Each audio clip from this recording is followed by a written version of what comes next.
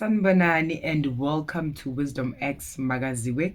Imina ke ingane yamakhehla amadala, amakhehla amakhulu, amakhehla amahle. If you're watching for the first time, siyakwamukela. We are all about sharing wisdom, healing and sharing light for the world to become better. So these are how things are going to work, guys. You will be seeing my videos on Monday, Wednesday, and also on a Friday. Should I add a video in between? It's a bonus.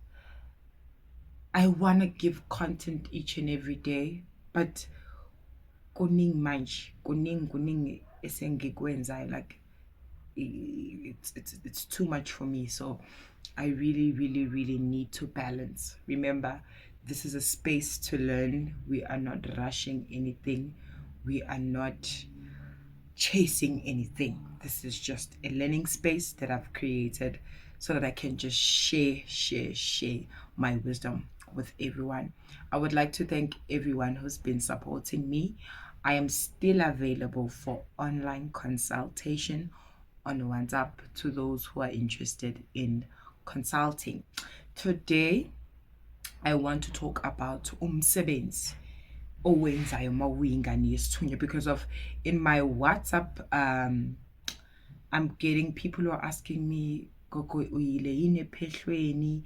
I'm getting questions like Gogo, tell us, you know, esontweni kuthiwa kumele ngenze umsebenzi and njengoba ngenza lo msebenzi kumele ngihlabe, kanti mawuyingane yesithunywa uyahlaba. Kuningi nje abantu abakubuzayo, kuningi, angifuni ukungasho, kuningi abantu abakubuzayo out there. But into engifuna ukunifundisa yona, into engifuna ukunicebisa ngayo today is that mawuyingane yesithunywa umuntu okhulekayo, and njengoba umuntu okhulekayo vele kuzomela ukuthi uyenze nje i-Thanksgiving, something that you will show ukuthi uyabonga. And if it gets to a point where abantu bazothi kuwe yenza umsebenzi kodwa kunomuthi ekumele sikunikeza wona, cha, my angel isithunywe ngiphiwe sona, ngisebenza ngaso, simhlophe, sipure, asisebenzisi imithi. And masingabathandazi, abanye abathandazi basebenzisa iwasho, siyahluka masingabathandazi. But the most common thing mase abantu beyithunywa okanye abathandazi esiyenzayo to just give thanks or to show thanks, senza itiya. Iy'ngane zesithunywa ziyalenza itiya.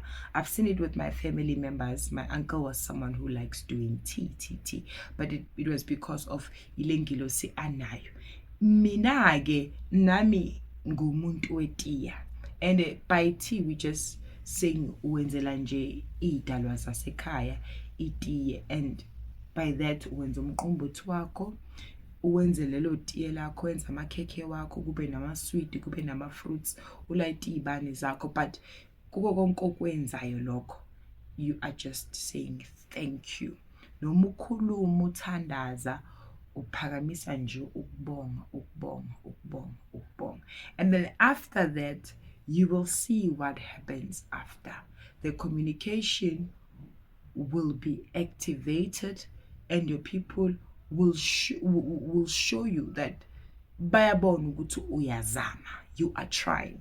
So because of uyazama, nabo bazokwenzela, bazokwandisela in whatever that you have done for them.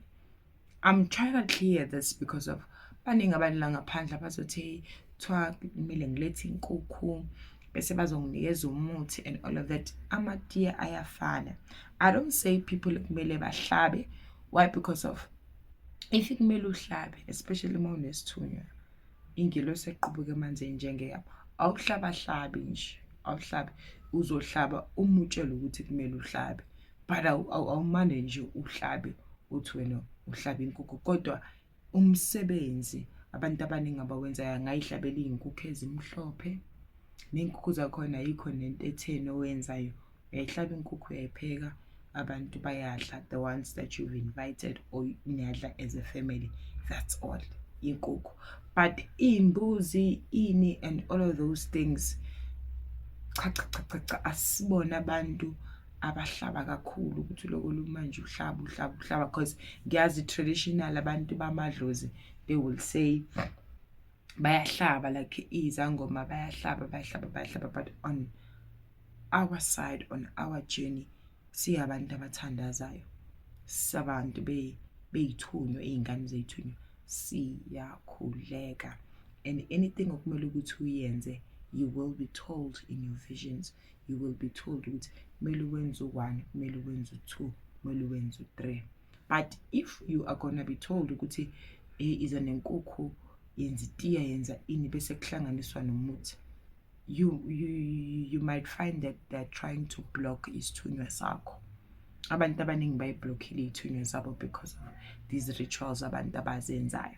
Kanti the only thing abantu kumele bayenze ukuthi bakhuleke nje, bakhuleke because of ukwenza kwakho leli tiya, wenza itiya, wenza umqombothi, that's your way of speaking to your guides, that is your way of communicate ney'dalwa ezazihamba ney'thunywa nazo, you know. So if people are gonna say, hey, bring this, bring that, sizokuphakamisela, then all of a sudden you don't have visions, you don't have anything, that means they've blocked ingilosi yakho. So into engiyicelayo, into engizama ukuyikhanyisa is that the most common umsebenzi or ceremony that we normally do as izingane zesithunywa is us doing itiya. But itiya is a form of saying thank you, showing gratitude because of these people who walk with you every day.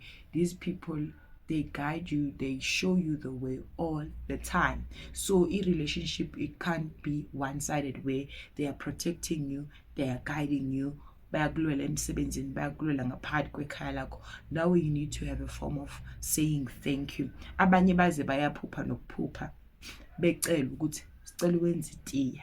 Personally, mina idalwa zakithi ziyafika ukuthi sicela ukuthi usenzele itiya, and njengoba sicela ukuthi usenzele itiya, awukhethi, wenzela wonke umuntu. That instruction engiyitholayo, yenza umqombothi, ngenza itiya, but when I do it, the words that I'm putting out there is that ngenzela wonke umuntu, angikhethi, angibandlululi, ngihlanganisa zonke idalwa, ngizenzela itiya, ngithi maziphuze, ngithi mazijabule, that's all. Then after that, bese-ke kuyacaca why I'm acknowledging that they are walking with me every day, they are guiding me, they are protecting me all the time. So iyo nje thina into esiyenzayo kakhulu masi izingane zesithunywa. Kodwa leyo kuhlaba kakhulu, cha, asihlangane nayo. Akube ubumbano, nozwano, nothando ngaphakathi kwamakhaya wenu. Mina ngane yamakhehla amadala ngithi ngiyanithanda.